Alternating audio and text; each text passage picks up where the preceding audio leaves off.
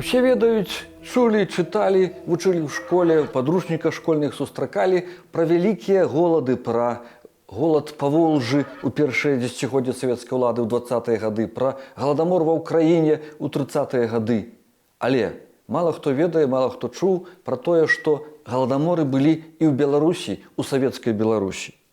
Гэта толькі недавно стала аб'ектам даследаванняў беларускіх гісторыкаў. Я хачу паразмаўляць з адным з такіх гісторыкаў, Ірынай Раманавай, кандыдатам гістарычных навук, пра тое, калі, як адбываліся гэтыя галадаморы, пра тое, чаму пра іх мы так мала ведаем, пра тое, чаму пра іх не пісалі, бо ад гэтых галадамораў пацярпелі сотні тысяч людзей і тысячы паміралі.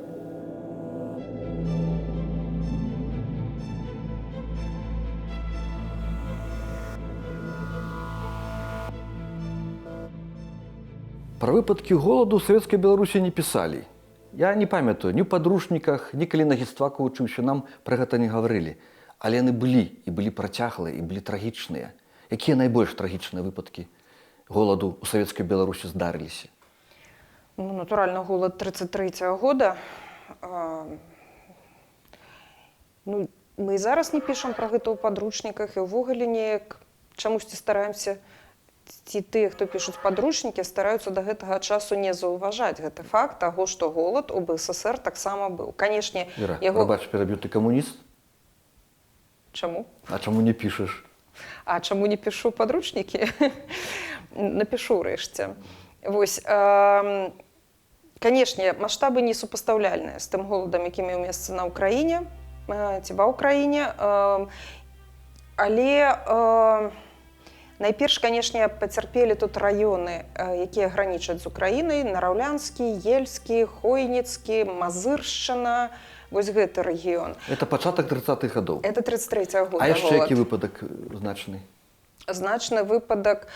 36-37 год краіна зноў стаяла на мяжы голаду, фактычна, і выратаваў, даследчыкі аб гэтым пішуць пераканаўча, з лічбамі, выратаваў вельмі добры ўражай 37-го года. А пасляваенныя? Пасляваенны голад 46-го года. Ну і, натуральна, усе мы ведаем той голад, пра які пішуць, і ўвесь час пісалі гэта 21-го года голаду па Волжы. Пытанне такое, прычыны ва ўсіх выпадках? Ва ўсіх выпадках у дакладных зместцаў пісалі пра тое, што натуральна вінавата там пагода, прырода. Так? Напэўна, гэта стала адным з фактараў. Так. Але з іншага боку, калі уявіць сябе на месцы таго ж кіраўніка раённага, не мог жа ён напісаць, што вы там рэквізавалі ўвесь хлеб. Да? Яму патрэбны нейкія былі іншыя падставы. Вось, таму гэта ўсё, канешне, патрэбна дадаткова вывучаць і даследаваць. Але адназначна, што можам гаварыць аб тым, што гэта наступствы калектывізацыі.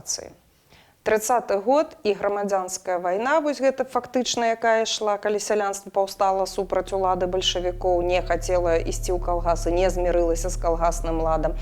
І тыя ж дакладныя 32-го года і пазней, калі нават ужо загналі ці палічылі ў калгасе значную колькасць калгаснікаў, яны адмаўляліся працаваць на калгасных палях, бо ім усё адно адтуль нічога не перападала, ўсё гэта ішло, як казалі, там гарады трымалі, так, за мяжу прадавалі збожжа, ніякай зацікаўленасці не было. Гэта комплекс фактараў, напэўна, ўсё ж такі. А наколькі маюць падставу абвінавачванні камуністычных уладаў, што гэта быў штучны голад? Я раскажу такі эпізод, які вычытаў у ўспамінах Васіля Быкава, што ў іх вёсцы разбівалі ручныя жорны каменныя, якімі людзі малолі зерне, і па вечарах яны сабіралі кавалкі жорнаў, сцягвалі і малолі, пад раніцу разбіралі і зноў тым жа самым парадку клалі разбітыя кавалкі, бо прыходзілі сельсаветчыкі там і старшыні калгасаў, правяралі, ці яны карысталіся тымі жорнамі. Это ж штучнасць. Это не штучнасць, это ў сувязі з тым, што значыць, калгасы, якія заносіліся на чорную дошку за тое, што яны не выканалі тое, што называлася государственные обязательства, дзяржаўныя абавязкі. То есть на кожны, скажем, раён, пасля калгас госзагатовкі спускаліся нормы, колькі, значыць, павінны здаць. Так? Тыя, хто гэта не здаў, адразу там раёны, пасля ўжо пачалі сельсаветы і вёскі асобна, заносіліся на чорную дошку. Калі газеты друкавалі гэты спіс, хто на чорнай дошцы, хто на чырвонай дошцы, гэта можна пабачыць зараз у газетах таго часу, Беларусаў. Тыя вёскі, якія траплялі на чорную дошку, у іх вялася забарона памолу на ручных жорнах у тым ліку. Таму што да селяніна заўсёды адносіліся, што ён такі хітры, но ўсё адно будзе абманваць уладу. Ён схавае недзе гэта збожжа, пасля дастане там на сваіх...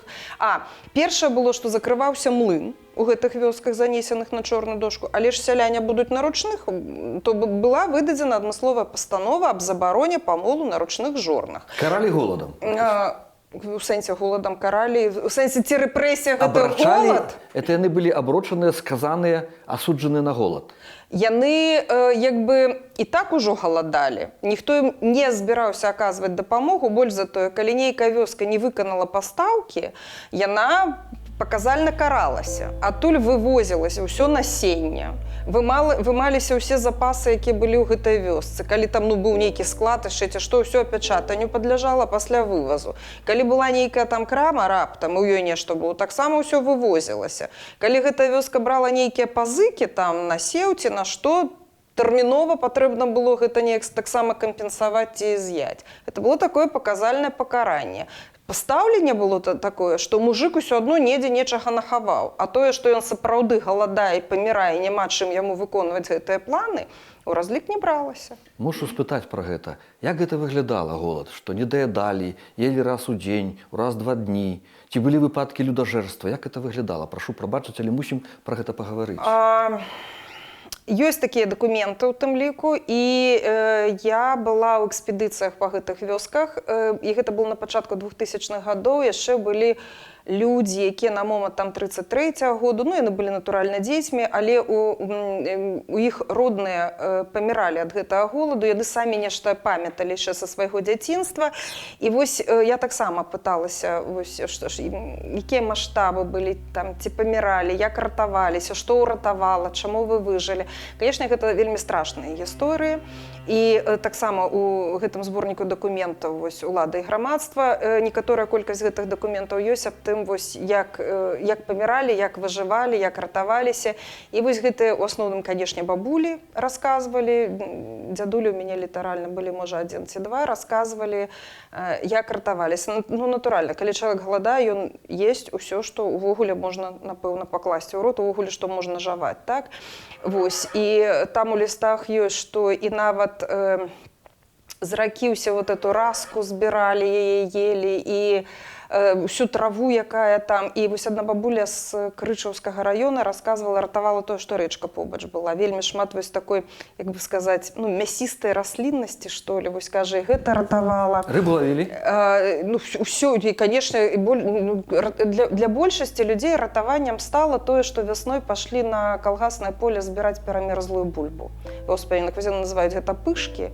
Кажуць, гадасць такая, што есці гэта немагчыма, але гэта крахмал, вось гэта перамёрзшы. Неякі яго ўсе ўзгадваюць, але называюць іншыя рэцэпты такія, што нават збіралі ад канюшыны вось гэтыя цвяточкі і вось, як бы шалушылі іх і рабілі выгляд, што гэта мука, і спрабавалі з гэтага нешта ляпіць. То есть, у ежу шло ўсё, што маглі знайсці. Бацька спытаўся пра мае пляны. Як далей? Сказаў, што хачу дэмабілізавацца і прыехаць да хаты ў Беларусь. А ён кажа, ці трэба? Усё ж там у войску хоць трудна, ды кормяць. А тут дэмо бульбачку і голад, як да вайны. Цяпер на сваёй палосцы не пасееш, не тое, што ў вайну.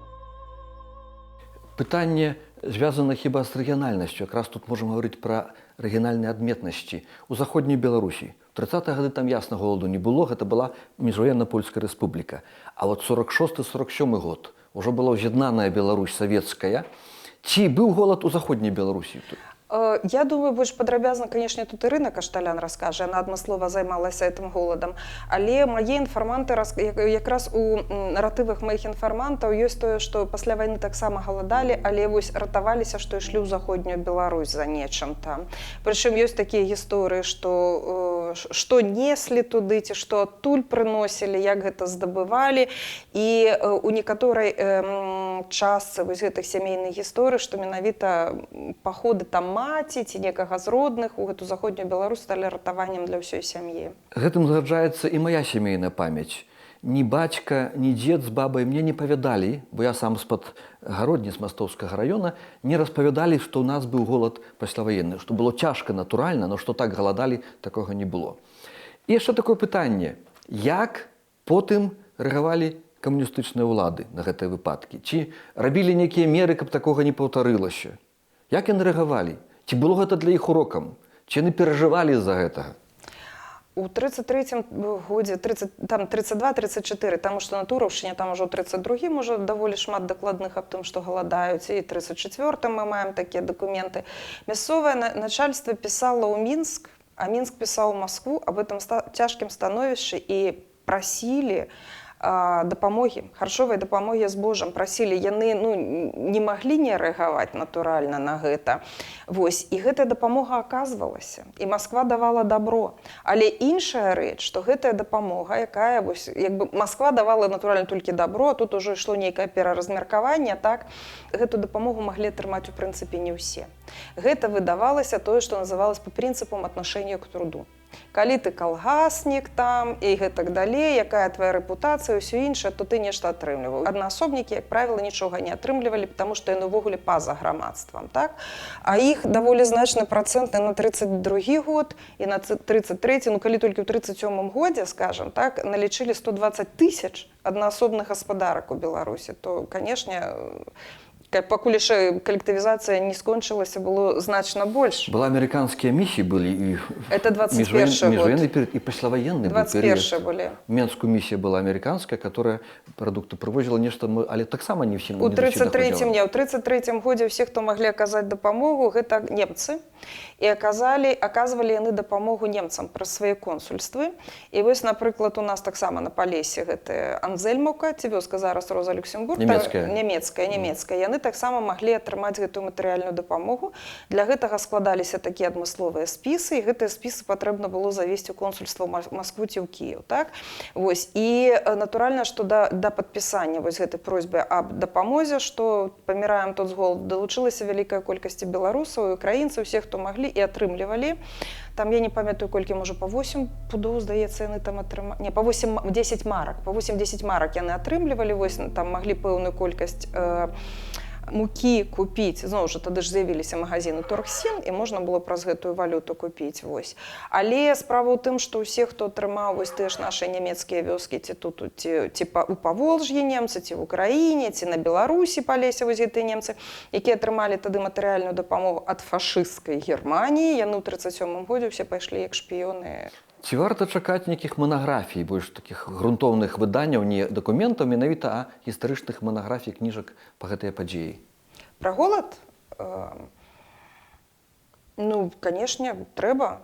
Патрэбна з'яўляцца. Справа ў тым, што калі я ў 2003 годзе надрукавала там артыкул, у якім было ўжо вялікая колькасць сведчанняў, да гэтага быў артыкул, напрыклад, у энцыклапедыі гісторыі Беларусі, так? Былі такія узгадкі былі, але вось у 2003 годзе я надрукавала такі абстаяльны артыкул, у якім было менавіта шмат сведчанняў, гісторый, як выжывалі, людзей. Гэты артыкул застаўся ў значнай ступені незаўважаны. Да яго вярнуліся, напрыклад, там у 2009 раптам пабачылі, пасля зноў неяк забыліся. Это ненармальна, таму што тэма павінна пастаянна неяк, ну не кожны дзень натуральна, але, ну, скажем так, не адзін артыкул павінен быць, які там уваскрасае раз у 10 гадоў.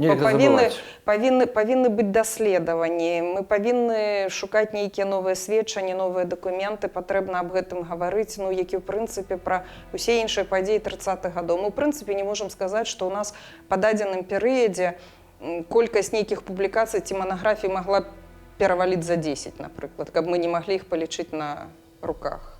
Таму, канешне, увесь гэты перыяд ёсць пра што пагаварыць і ёсць што даследаваць натуральна.